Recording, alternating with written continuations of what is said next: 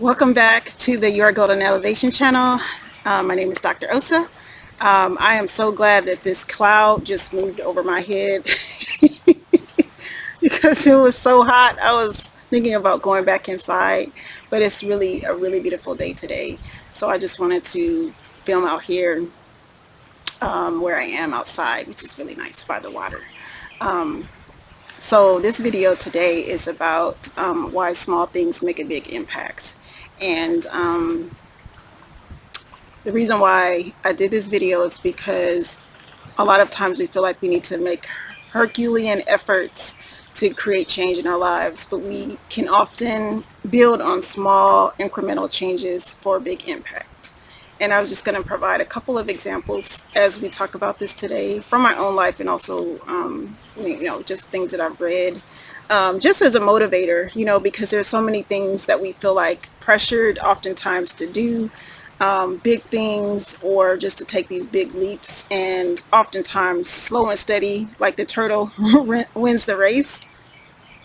And so this is one thing that I've done. So with the stress of the pandemic, I kind of maybe about 7-8 months ago got off of my self-care routine, just because life was lifing and I just had so much to do, and I felt so overwhelmed, and it was just easier to ignore my own personal needs to get through what I was facing. And I know that sounds bad for someone who's trying to motivate other people and encourage and be a cheerleader, but I'm just being real with you all. And I felt like, why even make the effort if I can't do anything? I tend to be a perfectionist, and I want to have all of my results all at once. I will go all out, gung-ho about everything that I do. And I often heard like, okay, if you get off of your self-care routine, whether it's working out, eating healthy, going to bed at a decent hour, being able to, do whatever you like to do to relax, you should just build one thing back in at a time. And then after you build those things, build that one thing in, then build another thing in. I didn't like that approach because I want everything. I want it all now. But I realized that that wasn't going to work for me, and I was setting myself up for failure if I tried to be perfectly realigned to where I wanted to be with my workout routine, my eating habits, my sleep routine, and all of that. So what I did is I did some small things every week. So for example, I would start to take like 5-minute breaks for tea, or 5-minute breathing breaks or meditation breaks, which seems so small, but it created space for more. It got me in the mindset to focus more on what I needed to do, to shift, to like steer the ship in the opposite direction, and I gain momentum every week. And so I think the value of doing small things every week, or in an incremental way, just helps us build momentum to make a bigger impact. So from those like 5-minute breaks, I started to work out like maybe once or twice a week, instead of my usual like 4 to 6 times a week. And then that gave me more momentum the following week. And then maybe by the 3rd week, I was going to bed a little bit earlier, and then trying to do that like by half hour or hour increments, to get to a reasonable bedtime. And then from there, it was like, I was retaining the small things that I did one week and carrying them over to the next week, and I was just building and building. And the reason why I think those small steps for me made a big impact is because, if I had tried to do everything at once, like I'm going to eat healthy, healthier, cook certain things, I'm going to work out, do all this stuff, try to do a complete 180 in 1 week, I think I would have just not been able to sustain it. But the small things that I did on a weekly basis really helped me. It also helped me to slowly get back into that mind frame. So it wasn't like a jolt, to my like way of moving in the world. It was an incremental change that I was able to maintain over time. And whenever I get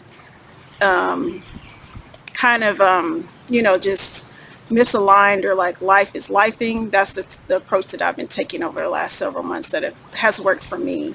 And I think it does make a big impact because it's more sustainable and it creates more room for growth and room for you to sustain the changes that you're making.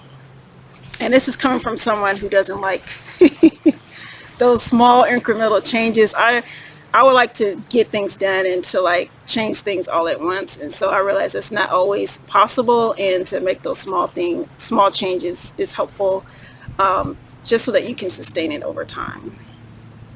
There was one other thing that I wanted to share, which I'm actually forgetting now. Oh, yes. So I know I talk a lot about life transformation on this channel as well. And changing your life and ascending, and it sounds glorious. It sounds like you have wings on your back. It sounds like sun is shining on you like it is on me right now. It sounds like you'll hear, music everywhere you go. It sounds like a flautist or a pianist will follow you through the streets and play your theme song. But there are times when it's really, usually it's not like that, of course. I'm just joking around, but a lot of times it's not really glamorous. It takes a lot of inner work. It's hard. It can be very gruesome sometimes, and it can really challenge your whole worldview. And one of the things that I wanted to offer to you as a form of kind of like an anchor during the time where you feel like, oh, my foundation is shifting, my world is changing around me, my identity is shifting, I don't know what's next. One thing that has helped me with all of the growth and changes that I've experienced over the last 3 years is having a few things that are my favorite things in the world. Like the song Sound of Music is one of my favorite movies. And the favorite theme song, like when the dog bites, when the bee stings, when I'm feeling sad, I simply remember my favorite things, and then I don't feel so bad. And my singing is not the greatest, but those favorite things really help me get through, when life bites, and when, the world stings, and so one of the things that I focus on is like some favorites from our childhood that kind of provide like an anchor of comfort and support through all of the shifts and changes. And it's something that can bring me comfort, it can bring me joy, and can kind of be kind of like my I don't know, something to buoy me in the water or of life, as like the waves, throw me about sometimes, or it can provide like a sense of comfort. And one of my favorite movies is Never Ending Story. And so this is a movie from the 80s. And I watch it like every so often throughout the year, just because it's a really inspiring story, I feel like, and I really resonate with the message of the movie. And whenever I'm feeling kind of like, disconnected from myself, or like, who am I can come back to that space of my childhood where I was inspired and moved and touched and just feeling so alive as I watched that movie. And I want to offer that because a lot of times we hear, oh, pray, oh, meditate, take a nap. And all of those things can be helpful as well.